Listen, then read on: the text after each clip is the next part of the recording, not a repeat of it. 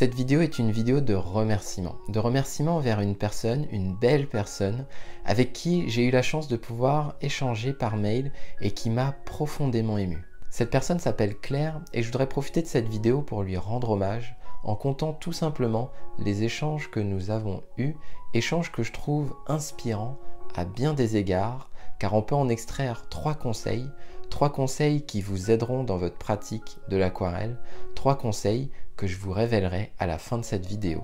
Après avoir passé une bonne partie de l'été 2020 à travailler sur l'intégrale de l'aquarelle, ma formation gratuite pour apprendre toutes les bases de l'aquarelle comme j'aurais souhaité qu'on me l'enseigne à mes débuts, eh bien j'ai envoyé un mail pour annoncer la sortie de cette formation. Et c'est à ce moment-là que je reçois le mail suivant de Claire. Bonjour Rémi, je prends le temps de répondre à votre mail car ça me permettra d'en profiter pour vous remercier. Vous remercier tout d'abord du travail que vous faites et du partage.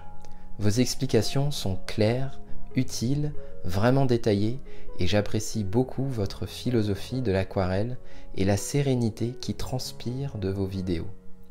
Vous remercier aussi car vous m'avez inspiré. Je me suis remise à l'aquarelle par hasard durant le confinement, en devant faire face au fait que je n'ai pas d'imprimante, mais que je souhaitais fournir du matériel de qualité à mon petit gars de 4 ans pour lui faire la classe à la maison. En lui préparant quelques activités, j'ai exhumé une vieille boîte d'aquarelle que j'avais eue enfant, oubliée depuis bien longtemps dans mon garage. Et après quelques illustrations, le plaisir est très vite revenu. Un certain apaisement aussi, avec l'envie de m'y remettre et de vraiment progresser.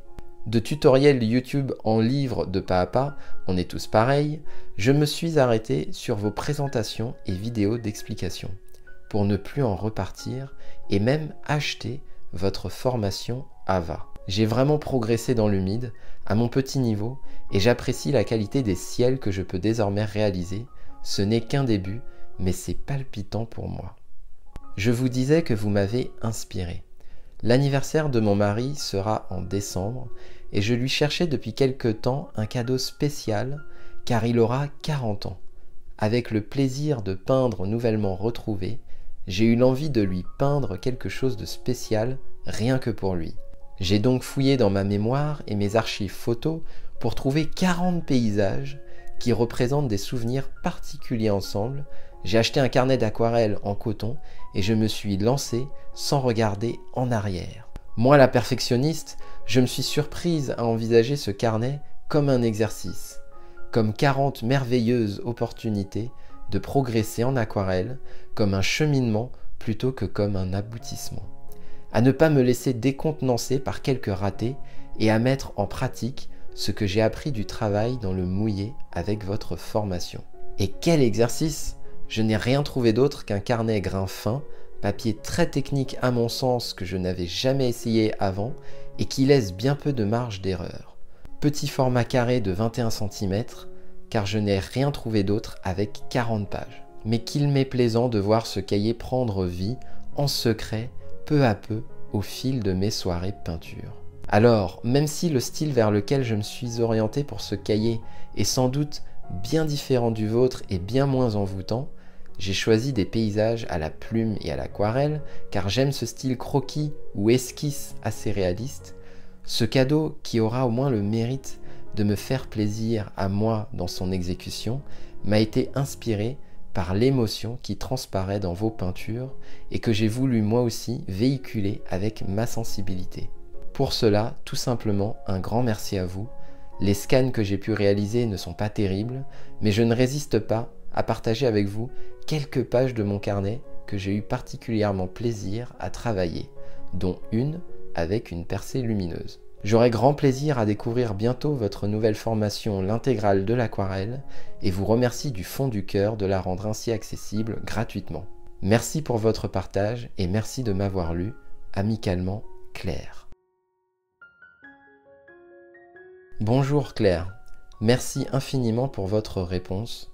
Je suis vraiment touché d'avoir pu vous aider dans la pratique de cet art. Le cadeau que vous allez faire à votre mari est ce qu'il y a de plus beau et de plus personnel. Et comme vous dites, c'est aussi le plus beau cadeau que vous auriez pu vous faire. Votre idée est inspirante à bien des égards. Je réalise en vous lisant qu'avoir un objectif en tête autre que notre simple souhait de progresser nous fait en réalité progresser plus vite. À mon échelle, j'ai ressenti le même enthousiasme que vous lorsque je me suis mis à faire mes vidéos sur YouTube, et je n'ai jamais autant progressé depuis. À mon tour, je tiens à vous remercier pour m'avoir inspiré. Quant à vos aquarelles, vos croquis sont magnifiques.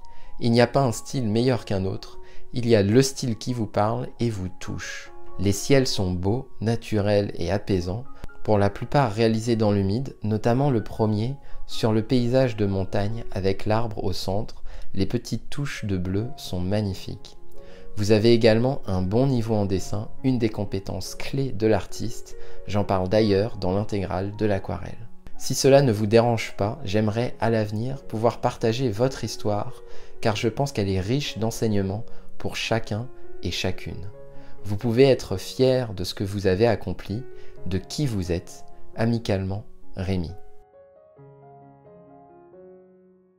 Claire m'a gentiment autorisé à diffuser ses créations et nos échanges, et comme évoqué dans ma dernière réponse, son histoire est riche d'enseignements. Claire se qualifie de perfectionniste, mais au contact de ce carnet d'aquarelle et avec la perspective de pouvoir l'offrir en cadeau, il se passe quelque chose de magique.